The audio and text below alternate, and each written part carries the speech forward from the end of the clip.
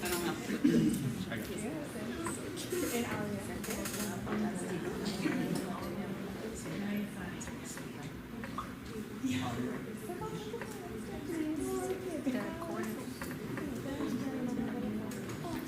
It's not gonna reach.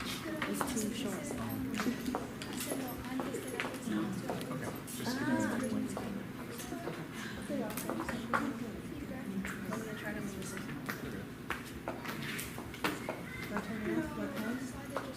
We good?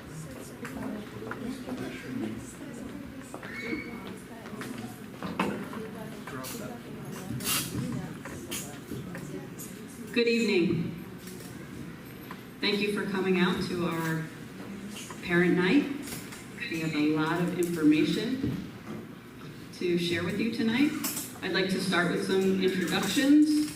I'm Alyssa Oliveto. I am the Assistant Superintendent for Curriculum, Instruction, Assessment, and Data. I'm also joined by Cabinet Member Dr. Stacia Felicello, Assistant Superintendent for Elementary and PPS. Also joined tonight is Dr. Williams, our Assistant Superintendent for Secondary and PPS. Also, I am joined by my team of directors, Mr. Stevie Kreft, Director of MST, Ms. Jenny Grimmins, Director of E&L. And we are going to be hearing a lot from our Director of Humanities tonight, Dr. Sarah Holbrook. I'd also like to take a moment to thank our Ulster Library and our Kingston Library. They are set up in the hallway as you came in with a plethora of books, as well as some information on how to support your child over the summer with some reading programs. So tonight, our agenda includes, we're going to go over New York State educational mandates that came out. We're going to talk about what is the science of reading and what it is not. We're going to discuss the 5 pillars of literacy, how we were teaching reading, and the shift that we are making into structured literacy. We will talk a little bit about the New York State Ed Literacy Briefs. We're also going to discuss our partnership with SUNY New Paltz. And then we're going to show you how to locate a Lexile level on our iReady reports in the parent portal, which is going to be valuable information to support your child at home over the summer. And some additional points to kind of take home with you on how to support your child. At the end, as well as during tonight's presentation, there is a paper that has a QR code.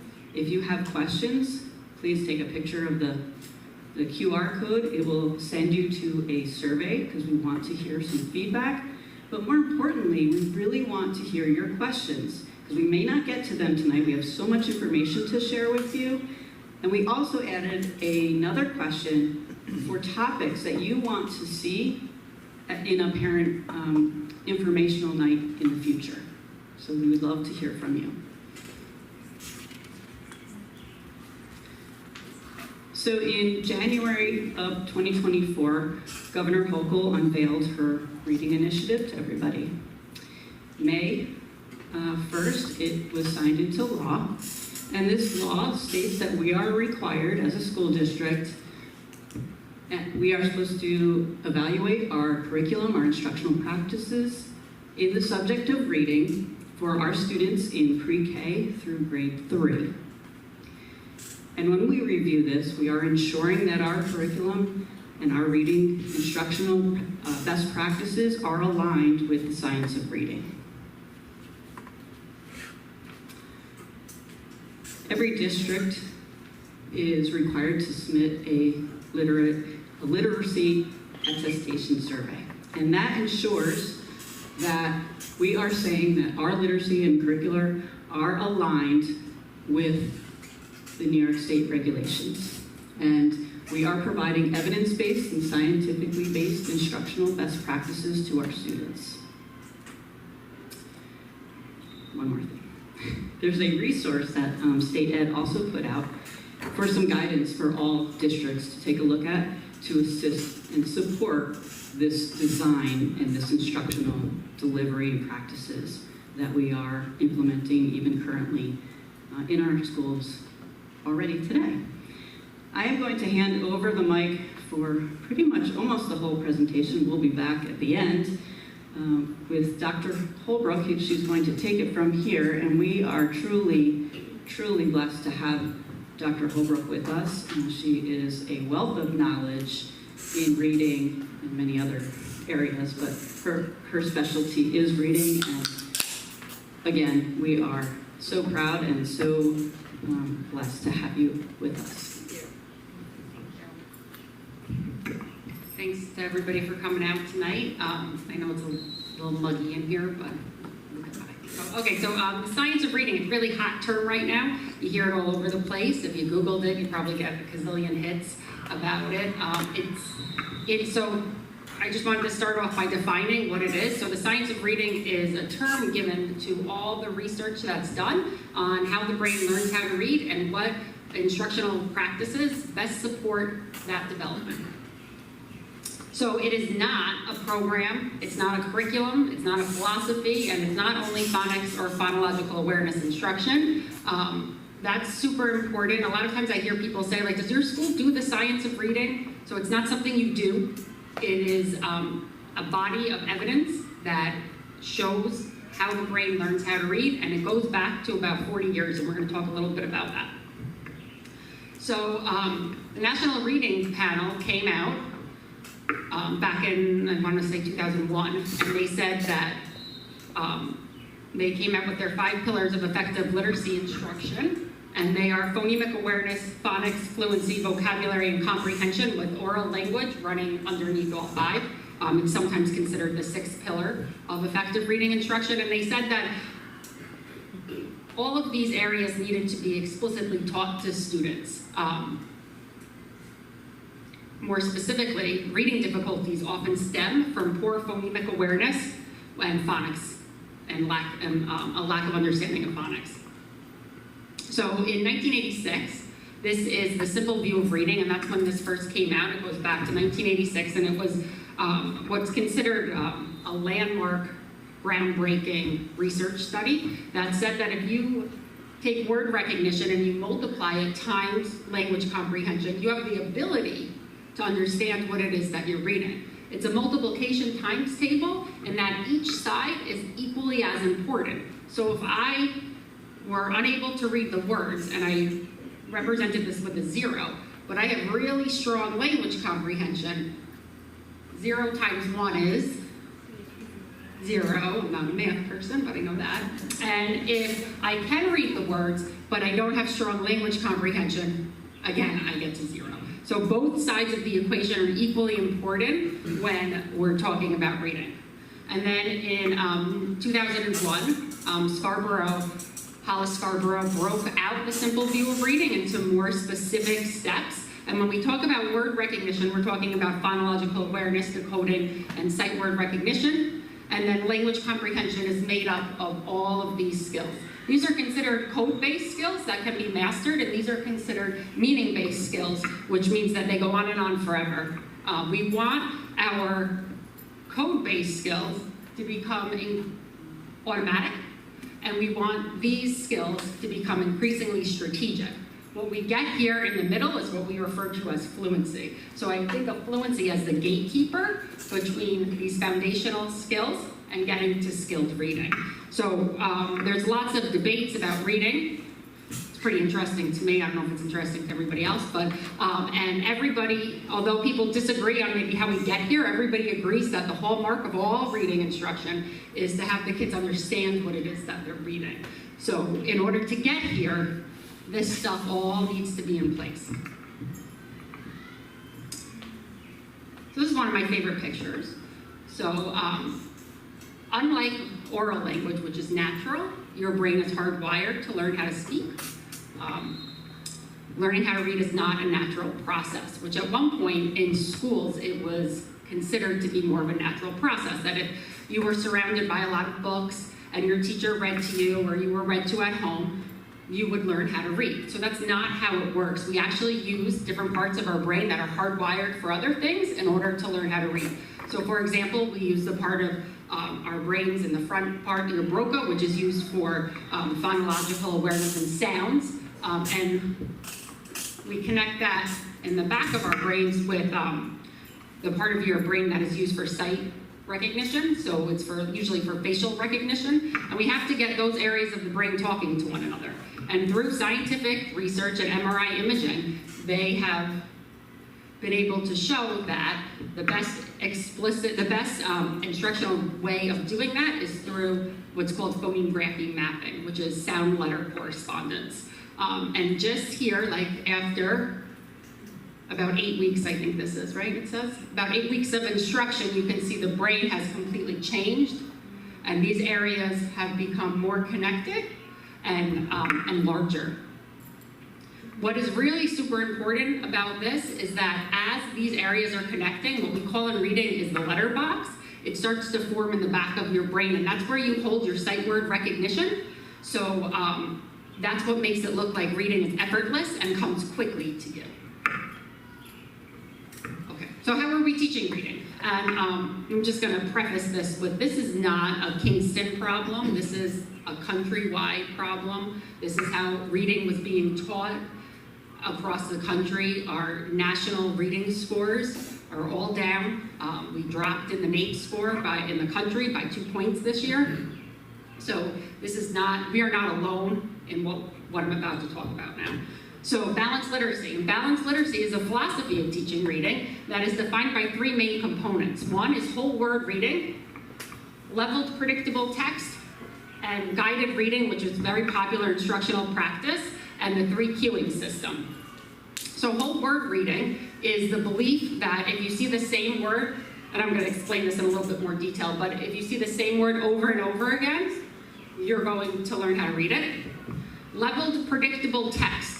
So leveled text is where students were assigned to a level on their instructional reading level, and that's where the teachers were working. And then the 3 cueing system was part of guided reading, where teachers would give cues when students made miscues in their word reading that had to do with meaning, syntax, and visual information. I wrote this book just so I'm very proud of it. Okay. So this is an example of a leveled predictable textbook. So it says, I see the dog.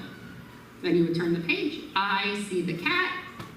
I see the elephant. I see the monkey. So this is the idea that these words, I see the, are repeating. That's the predictableness of it. And that if I see those words over and over again, that the child's going to learn how to read those words. What changes is this word.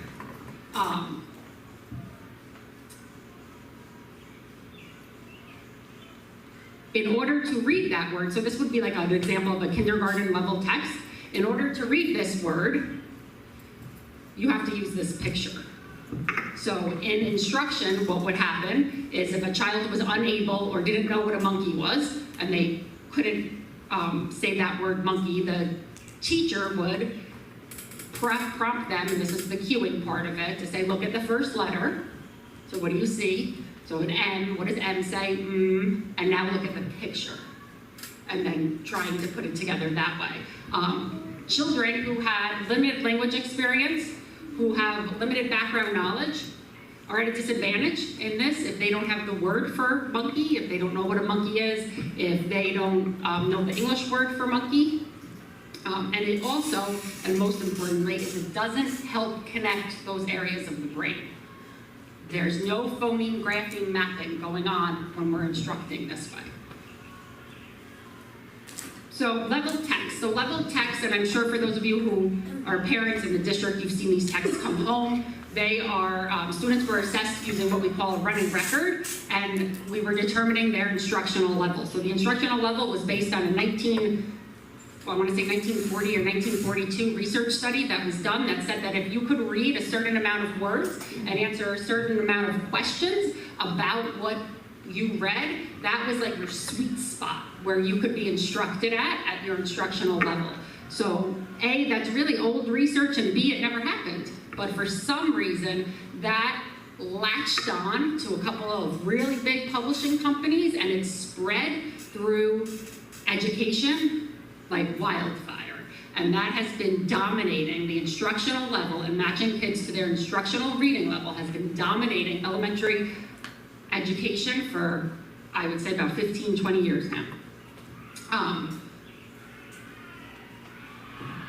So this level at times, as the kids got older, can be significantly below their reading level. So I could be a 4th grader matched to a J-level book, which a J-level book would put me at about a 2nd grade level, and so on and so forth. Teachers also, in this model and balanced literacy model of teaching reading, taught instructional strategies, comprehension strategies in isolation. So the teacher would model how to find the main idea of a text, and then the students would go off into their instructional level, and they'd read books and find the main idea of that text. The books that the students were reading had no common theme or were not surrounding a common concept. They were just at the instructional level. And they were really good for finding the main idea. That's what they all had in common. So what that kind of left out was this knowledge building piece. So instead of learning about something, the children were learning how to find main idea and theme and looking for character traits, which are all super really important aspects of reading. But when we teach skills like that, they don't transfer, and that's what we were seeing happen here. So when students do not have the knowledge necessary to comprehend a particular text, such knowledge needs to be built. One cannot activate what is not there, and one cannot strategize about things one does not know. So we're gonna play a little video here. This is a clip from Natalie Wexler. She wrote The Knowledge Gap. She's an educational journalist who kind of tackled this topic of the absence of knowledge in elementary curriculum. You want this? Oh, they're cheering for me.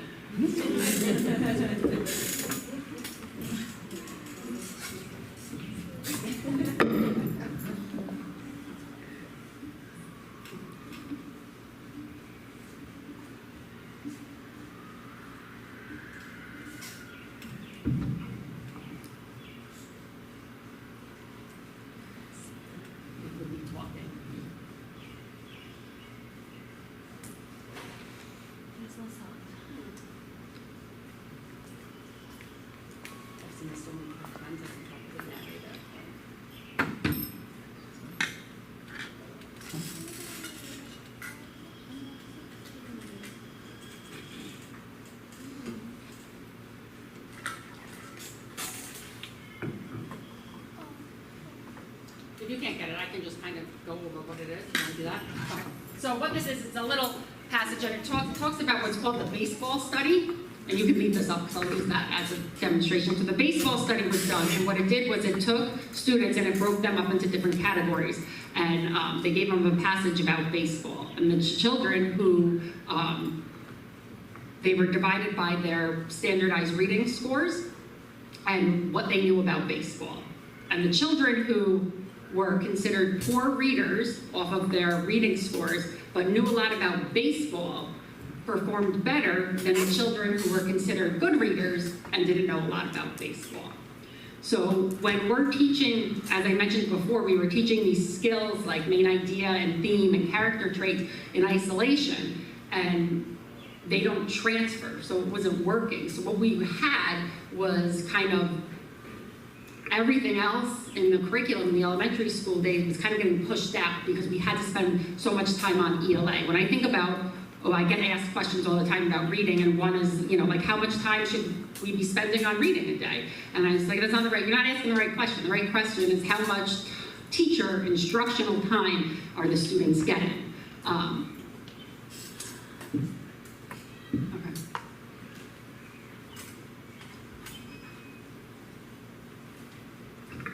All right, so Dr. Oliveto spoke briefly about this, and these came out from the state. back in January of 2024. So they said that structured literacy, which is where we're heading, is explicit, it's cumulative, and it's responsive and authentic. And it emphasizes the big six, and we talked about this briefly. So the big six is the 5 pillars of effective reading instruction. You can go to the next slide. The 5 pillars of effective reading instruction, and it adds in oral language, the speaking and listening component of reading. So you want to remember that reading is a language-based skill.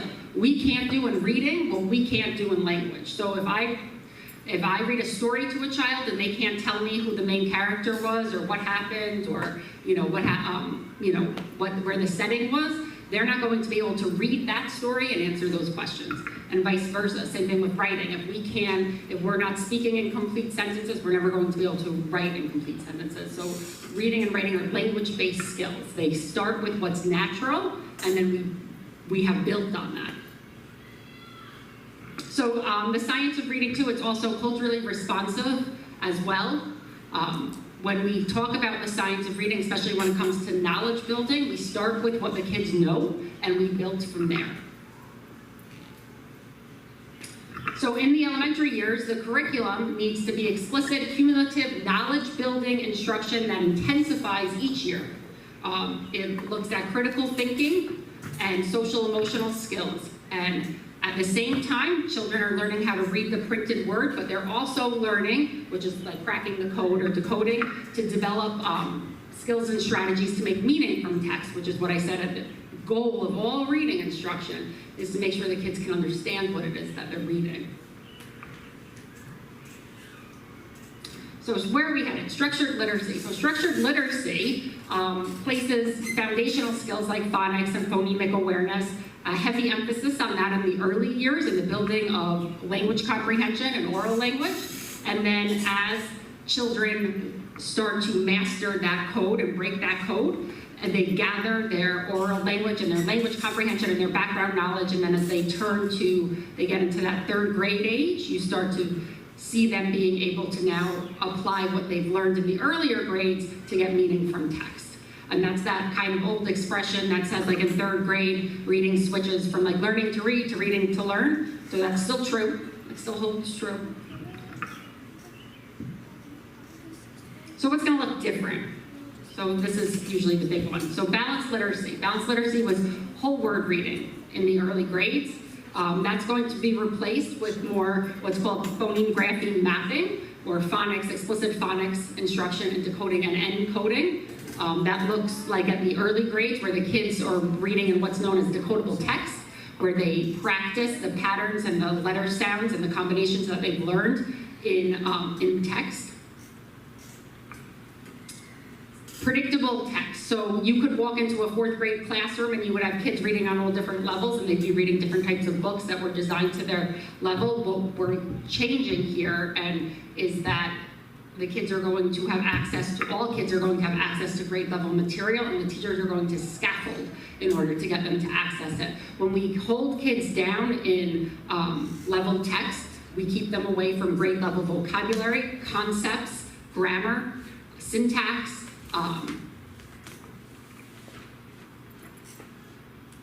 And then what we're looking to do is we're going to have knowledge building curriculum in which the students learn about a topic, and then the reading and writing skills are embedded in it. So we put the knowledge in the forefront, we build that background knowledge for them, and then they practice the reading and writing skills so they can be successful.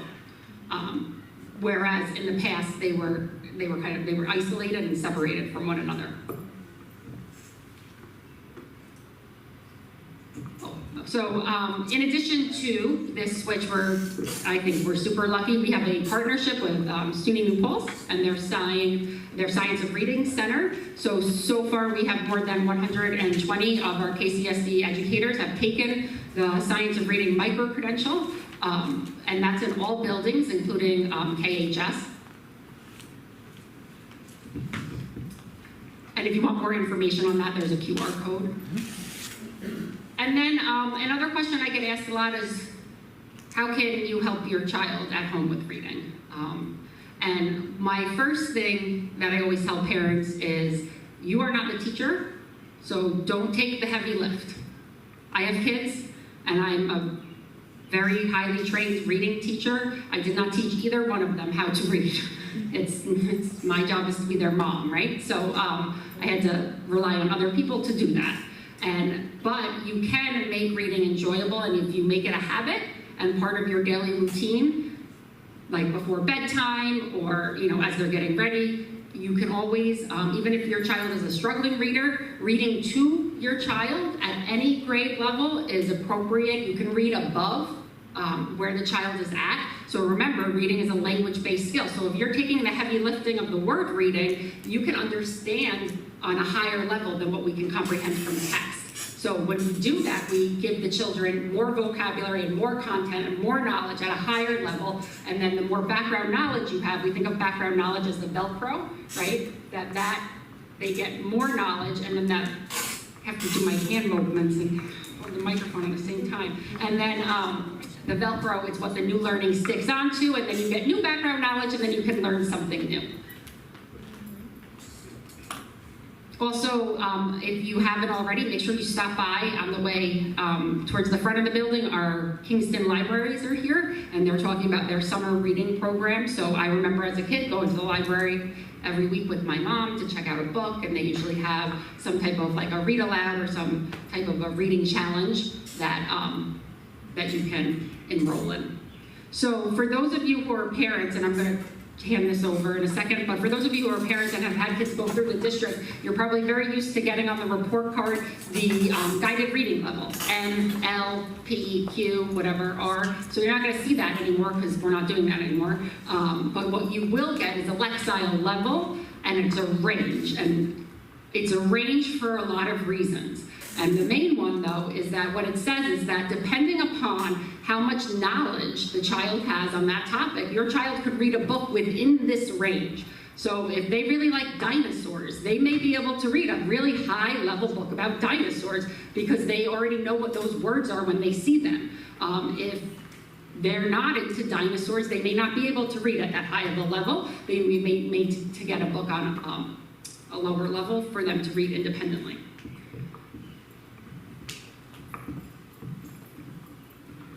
Thanks, Sarah. So, what I'm going to do now is show you guys how do you access that information.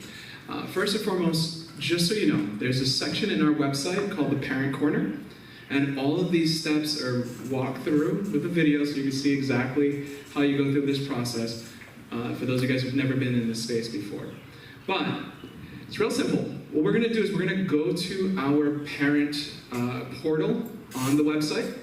You're going to log in using your parent credentials. If you don't know what that is, please reach out to your schools. They'll help you get situated with your credentials there so you can get, but that's the same place that you get your grades. All that information is there. Go ahead and click next one. Or just click on the, yeah. So, when we go inside that space, you're going to see your student's picture, your child's picture. So my son, my daughter's right there, and then right underneath them there's a little link, a little button that says Access Student Documents, or Student Documents.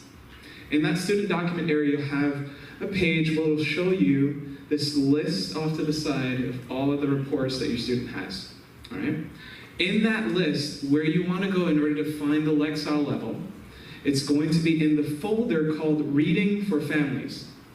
In the Reading for Families section, that's where you'll access all your reports. Now, if you're anything like me, you'll have multiple years of reports there, and I chose the one all the way at the bottom, which is the oldest report. You want to choose the newest report, so just check the date. So we're looking for the one for winter 2024-2025, and when I click on it, this is what I'll see. You'll see the report listed here, and about halfway down the page, well, you should be able to see it right away on your screen, you'll have an area called the Lexile Reading Measure.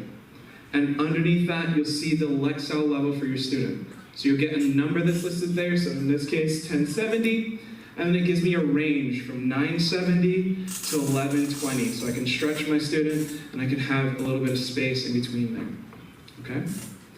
Underneath there, there's additional supports as well that lets you know, hey, if I want to help my student, what can I do? Yes? Is this already available, or will it not be available until next year? No, this is already available. So if you go there tonight, right now, you'll see this information there for you to look into and check into. And there's a ton of other reports there as well. So you have your math scores there. You have all of the stuff that we're doing in iReady. It's all available for you to take a look at.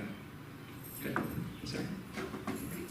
So, just a few more things about the Lexile level. So most books will have Lexile levels attached to them, so they're based on the difficulty of the sentence structure, the words that are in it, the content, and the themes that are in it, depending upon the maturity of the book. So if you take this information to the library, or you go on Amazon and you're looking for books, you can put in Lexile levels and books will show up that are matched to those levels as well. And I didn't mention there's a link there as well that kind of gives you some solutions. Yes, yeah, right here, down here, and it'll give you more information about the Lexile level. Thank you. Thanks, Sarah. And Stevie. So I just want to also highlight, again, the Parent Corner. We are still building this out. There's a lot of information that we are going to be uploading in the next couple weeks. And we will be sending out probably a reminder through our website to take a look. We're currently working on some information regarding our science instruction, as well as our reading and our ELA at the high school. And then we'll dive into math, which will be growing every day because we just received information from State Ed on the new math briefs, just like reading briefs. Now math also has state-led math briefs that are going to help us really drive our instruction in the way that students really need to learn successfully. So in front of you, or if your phone reaches all the way here, we have included a QR code. In this feedback form, like I said in the beginning, we just want to hear some feedback from you. If this information that you received tonight was informative, as well as what other topics are you as parents and caregivers looking for the district to give you more information about. A few topics that we have already started planning for early in September and then moving into October and November, December, are learning more about our accelerated programs at the middle school, as well as our Regents level classes that are being offered. So we'll have a night on that. We'll also have a night on highlighting our new Board of Ed Tier 1 reading curriculum, the Core Knowledge Language Arts, CKLA. So that is newly adopted. We piloted this through this year with 22 teachers, and we are going to be moving into full implementation in September. We're also going to bring back, by popular demand, on how to successfully read a iReady report. So you know how to help your child at home based on the diagnostic that they take 3 times a year. So they take it in the fall, the winter, and they're just about started, well, some schools already started the reading iReady diagnostic this week, and then we'll be moving into the math diagnostic in the next week or 2. So those are the 3 that we already have planned, but again, I can't wait to hear all of your feedback on topics that you would like us to present on.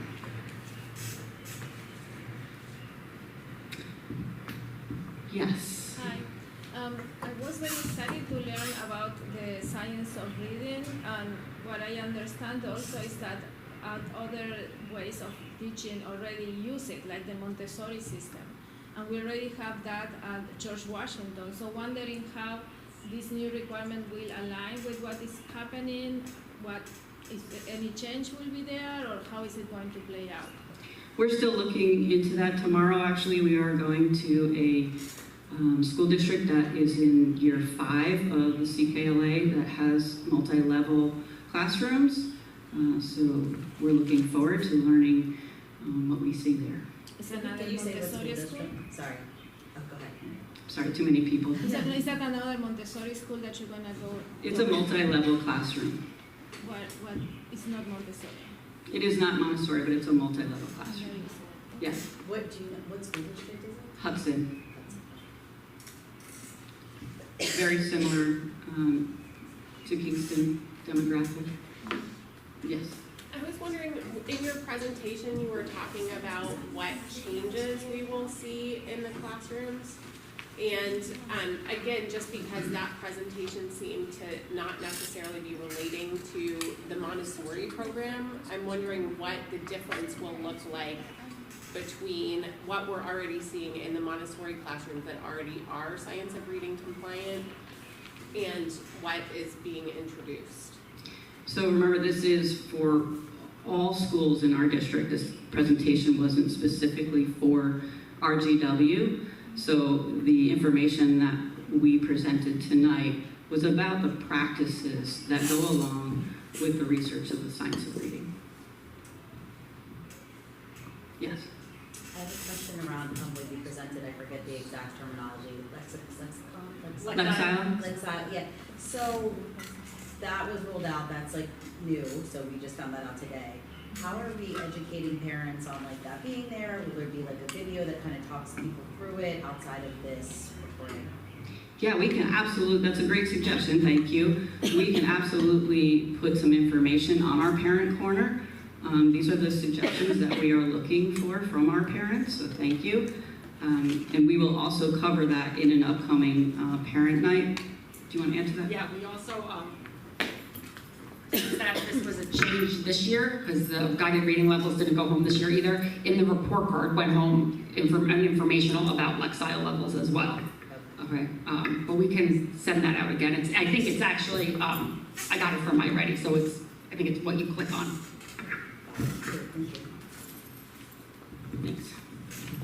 So I would like to understand, the presentation mentioned that this was all triggered because of the law that the governor passed, that we need to send literacy attention survey, attestation surveys, and evaluate reading from pre-K to 3rd grade. So because of that, we are moving from balanced literacy to science of reading, right? So Balanced literacy to a structured, explicit. okay, because of that law, the law doesn't specify which one to use. It just says that's what you need to, like, you have to improve the scores. So the New York State has not like come out and said like this is what you have to do, right? They haven't said like these programs are on the naughty list and these programs are on the nice list. They have made it very clear that they're not going to do that. So what we did was we looked at different curriculums and we used the Reading League Science of Reading outline and the rubrics, and we looked at different reports on the different programs, and we had a committee of teachers to look at it. But yes, we're changing because of what came out from the governor, but we're also changing because the children were really struggling to learn how to read under the methods that we were using. We can do better. So all children can learn how to read, all of them, when taught appropriately. Yeah. I have a question around the whole word reading. Yeah. Is that similar to like sight word learning? Good question. So I get this question a lot. I get a lot from teachers. So sight words are words that you know by sight, hence the name. And like my sight word vocabulary is different than yours. You know, they're similar, but they're different, right?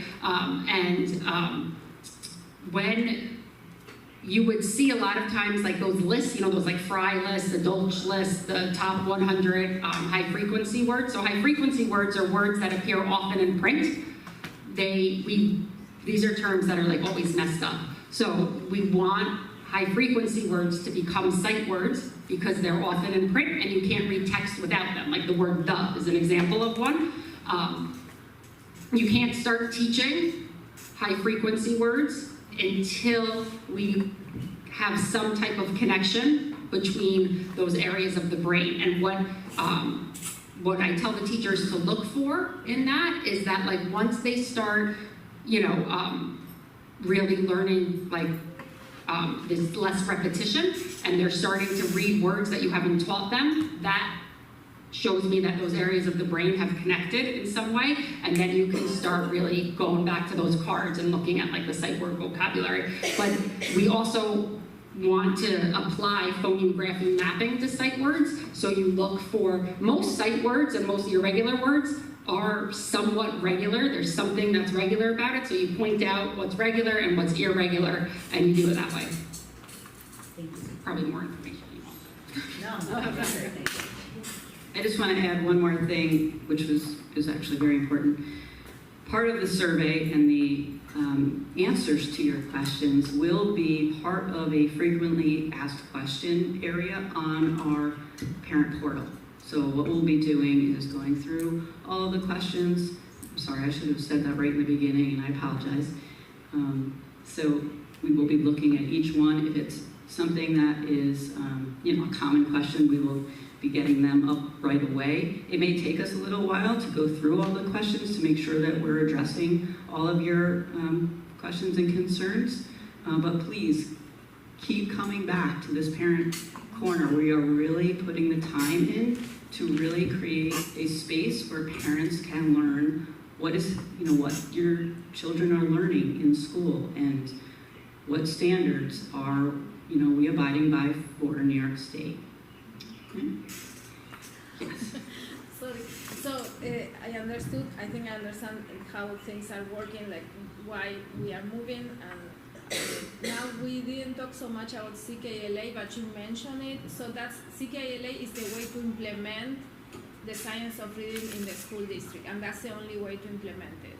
Or are there other ways to implement it? No, that is the curriculum that our committee has chosen to move forward, and our Board of Ed has approved the implementation of that. Now, we will be doing a whole parent night on CKLA. I do want our teachers to be able to present here with us, because they are the ones that are in front of your children teaching. So I think it's going to be very valuable to hear directly from our teachers on how that implementation of this new reading program is going. So I would really like to save that information for a very soon upcoming presentation. I have a technical question about the QR code to submit questions. It's requiring me to sign into Microsoft in order to use this. I'm going to refer to Mr. Stevens. Don't worry. It looks like it was set up with authentication, but do not worry. We'll start it off, and give me a second. You should be able to sign in just. Okay. Yes, Sorry, I think this is my last question. that's okay. Okay, so you probably covered this, but just one more time. I-Ready reading curriculum, and then CKLA science of reading. How are those things going to mesh together in the child's experience within the classroom? So first, I-Ready reading curriculum. There is not a I-Ready reading curriculum that we are using. So what we are using is the I-Ready diagnostic, right? So that's the 3 times a year. We're also using the individualized approach, which is called MyPath, which is an individualized online program that meets the student where they are at. That's what I was referring to, the MyPath. Okay. component. Sorry, Yep. I get it all. So how MyPath works is they use the information from the diagnostic to identify where the student needs more practice, and then develops specific questions exactly where the student needs help. But And it's adaptable for each student.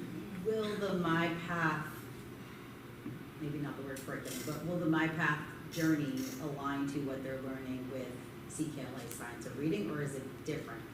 I guess I'm just trying to understand. So like- the My Path is more individualized, so like if you're in 3rd grade, but you're still struggling with like short vowels or some of those high frequency words, your My Path may work on that, and that's more individualized towards you. It's not, oh, sorry. So, I'll have to say that all over again. So your My Path is tailored toward the student. So if you're in 3rd grade and you're still struggling with like short vowels or, you know, high frequency words, your My Path may work on that with you, and then, which will help you access the Tier 1 curriculum, but it's not going to teach you the Tier 1 curriculum, if that makes sense. It does, it makes sense, I guess, just, it makes sense, I guess, for now. Okay. Yeah. How are our teachers being supported in the classroom because they have to revamp and modify as they've been teaching for 5, 10, 20 years? And is there an incentive structure for the teachers to go through the micro-credential at SUNY? Yeah, so it's free for Kingston teachers, and then they get CTLE hours, That's which are awesome. continuing ed hours. In addition, support for, we started having these conversations last year with the teachers. So we started back, I joined the team in February, so we started talking about it in February, and then every meeting that I had with teachers in the elementary level and then the middle school level was geared towards this. And we talked about it every month, and we talked about why we were making the change and what would it look like. And then we did the pilot, and we continued talking about it. One of the biggest changes this year was the assessments. So all the teachers were retrained on how to give the assessments, how to analyze the assessments, how to reform their groups based on new assessments. The teachers have grade levels, like designated grade level meeting time, which is we use that. We've used department meetings, we use faculty meetings time to work with them, and then they're trained also by CKLA in the program as well, and that continues with support through the implementation. Awesome, thank you. And I'm just going to add a little bit more to that. In our superintendent's conference day in March, we trained all of our elementary teachers, 6-hour training for CKLA. They came in from CKLA to train our teachers. Teachers really appreciated that we were being proactive and not waiting until either May or June or September. It was, we didn't want to do that. We wanted to make sure that they were going in with all of the tools and knowledge about this new program. So we've been supporting our teachers every step of the way, and we'll continue to. Yes? If there are teachers who would prefer not to do the CKLA curriculum because they're already teaching a science of reading compliant program, is there going to be any mechanism for them to be able to opt out of doing CKLA and do a different science of reading curriculum that they're already trained in? So this is a district initiative. So every building within our district is being trained to utilize our new program that has been adopted by our Board of Education. So does that mean no? That means that we are going to be a consistent reading program in every building. Going back to my first question, the science of reading is already being implemented by the Montessori program. So why would they need to do something else but they're already doing it? Because many of our students transfer between buildings, and I would hate to be a child that goes from JFK and moves into GW and everything is just brand new. As a child, I would want consistency to make sure that we're supporting our children who move from building to building very often. And I have building leaders in here that can attest to this. So you mean that the Montessori program has to end? I did not say that at all. I am saying that every child in our district is going to be supported with a consistent way of teaching reading. There are a lot of kids that in So this fourth is- grade gets transition. At GW in fourth grade, everyone gets transition to go to the regular school. That already exists. So again, this is a district. There's many schools. There's 7 elementary buildings. There's 2 middle schools. There's a pre-K center, and there's a high school. So what we're talking about tonight is about literacy instruction and how we have gone from a balanced literacy approach to where we're going. And that was the focus of tonight's meeting. There's the QR code too for. Yeah, and that's right. So this is actually why we have created this QR code, because we want to hear your questions, but we also have parents here from many other buildings and live streamed, that we want to make sure that we are providing the support for all parents in all buildings. And I also want to make sure that all of you have plenty of time to get to our concert, so I will take one more question. What is the cost, whether that's per student or for the package for CKLA implementation throughout the whole district? Well, it does involve a lot of professional development, because we want to support our teachers in the correct way. A dollar number, I don't have that off the top of my head. Is there, but is that available somewhere that we could get access to it? I know that just buying the curriculum, setting aside professional development costs, but just buying the curriculum has some cost to it. Where can we find out what that cost is? I'll have to get back to you on that. If you want to write that in one of the questions, I would have to ask my assistant superintendent of business. I do want to hear one question, because I haven't heard from you and I know you have a question. Oh yeah, if you do it. Just it's like, I guess it's evidence-based, and that sounds good. And then I assume the district is like looking for results. So Absolutely. like year after year, I assume there's some kind of report or something, and if the trend is not up, there's some plan or something that Absolutely. we knew that would be they'd be looking for results. And is that available to parents? Yes, we'll be actually presenting that data to our district leadership team, and then we'll see about maybe, posting some of those results in our parent corner as well. But yes, that's a progress. It's like a monitor. 1 year, 5 year, whatever. Yeah, Maybe like that's some- absolutely, and that's a very important feature when we implement a program like this. I want to thank everybody for coming out tonight. I really greatly appreciate that.